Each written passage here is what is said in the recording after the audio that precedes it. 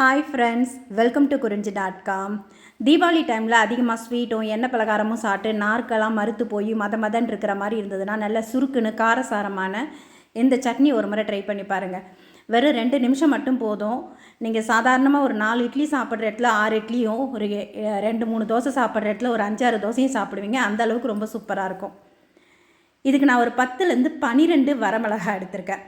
இப்போ இந்த மிளகாய் பார்த்தீங்கன்னா அப்படியே வச்சும் நீங்கள் அரைக்கலாம். அது கொஞ்சம் அரைப்படவும் அரைப்படாது, இந்த கலரும் கொஞ்சம் கம்மியாக வரும்.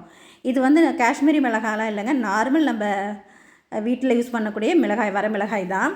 இதை ஒரு 10லேருந்து 12 வரமிளகாய் எடுத்துகிட்டு நல்ல ஒரு கலர் கிடைக்கிறதுக்காக தண்ணியில் போட்டு இந்த மாதிரி தண்ணி நல்லா கொதி வரட்டும். கொதி வந்தோடனே அடுப்பை ஆஃப் பண்ணிவிடுங்க. அடுப்பை ஆஃப் பண்ணி அப்படியே விட்டுடுங்க. இது நல்லா ஆறட்டும். இந்த மாதிரி நம்ம தண்ணியில் போட்டுட்டு அரைக்கும்போது இது என்ன ஆகும்னு கேட்டிங்கன்னா நல்லா அரைப்பட்டு வந்துடும். கலரும் செம சூப்பராக இருக்கும் பாருங்கள். இப்போ இது நல்லா கொஞ்சம் ஆறட்டும். இது நல்லா ஆறினதுக்கப்புறம் ஒரு மிக்ஸி ஜாரில் அப்படியே சேர்த்துக்கலாம். இந்த ஒரு சட்னி இருந்தால் போதுங்க, தோசையோ இட்லியோ நீங்கள் அளவில்லாமல் சாப்பிட்டுக்கிட்டே இருப்பீங்க. அதுவும் இந்த மாதிரி நிறைய ஸ்வீட் சாப்பிட்டு எண்ணெய் பலகாரம் சாப்பிட்டு ஒரு மாதிரி மதன்னு இருக்கக்கூடிய இந்த டைமில் கண்டிப்பாக இந்த சட்னி ட்ரை பண்ணி பாருங்கள். இப்போ மிக்சியில் இந்த வரமிளகாயை சேர்த்துட்டு மிக்ஸி ஜாரில் சேர்த்துட்டு இது கூட ஒரு சின்ன நெல்லிக்காய் அளவுக்கு புளி சேர்த்துக்குங்க.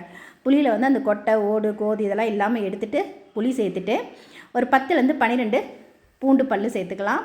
இதில் நீங்கள் சின்ன வெங்காயம் இருந்ததுன்னா ஒரு 10 வெங்காயம் சேர்த்துக்குங்க. நான் சின்ன வெங்காயம் இல்லைன்றதுனால ஒரு மீடியம் சைஸ் வெங்காயம் 2 எடுத்து கட் பண்ணி சேர்த்துட்டு அரை ஸ்பூன் அளவுக்கு கல்லுப்பும் சேர்த்துருக்கேன். கல்லுப்பு சேர்த்து தண்ணி எதுவுமே சேர்க்காமல் நல்லா நீங்கள் அரைச்சி எடுத்திங்கன்னா நம்ம அம்மியில் வச்சு அரைச்சா என்ன மாதிரி ஒரு பதம் வருமோ அந்த மாதிரி ஒரு பதத்தில் இருக்கும். அப்படி கலரும் பாருங்கள், அவ்வளோ சூப்பராக இருக்குது. இது நம்ம வெறும் வரமிளகாய் வச்சு மட்டும் அரைச்சிருக்கிறதுனால ரொம்ப காரமாக இருக்கும் அப்படின்னு நினைக்காதீங்க. இது கூட நம்ம புளி, பூண்டு, வெங்காயம் இதெல்லாம் சேர்த்துருக்கிறதுனால அந்த காரத்தை பேலன்ஸ் பண்ணிடும். ஆனால் சாப்பிட்றதுக்கு சுருக்குன்னு நல்லா சூப்பராக இருக்கும். இப்போ நீங்கள் இதை இப்படியே இட்லியோட தோசையோடு சாப்பிட்றதுக்கும் நல்லாயிருக்கும். இருந்தாலும் இது கூட நம்ம கொஞ்சம் தாளிப்பு சேர்த்துட்டோம்னா செம சூப்பராக இருக்குங்க. ஒரு அரை குறிக்கண்டி அளவுக்கு நல்லெண்ணெய் எடுத்துக்கிறேன். நல்லெண்ணெய் நல்லா சூடானதும் அதில் ஒரு 1/4 ஸ்பூன் அளவுக்கு கடுகும் உளுத்தம் பருப்பும் சேர்த்துக்கலாம். கடுகு நல்லா பொரிஞ்சு வரட்டும். கடுகு நல்லா பொரிஞ்சு வந்த உடனே இந்த எண்ணெய் நல்லா சூடு இருக்குது இல்லைங்களா, இதை நம்ம அரைச்சி வச்சுருக்கக்கூடிய இந்த மிளகாய் சட்னியோடு சேர்த்துருங்க. சேர்த்துட்டு அந்த சூடு எண்ணெய் இருக்கிறதுலையே இது நல்லா அந்த பச்சை வாசனைலாம் போக செம்ம சூப்பராக இருக்குங்க. இதை நல்லா ஒரு வாட்டி கலந்து விட்டுடுங்க.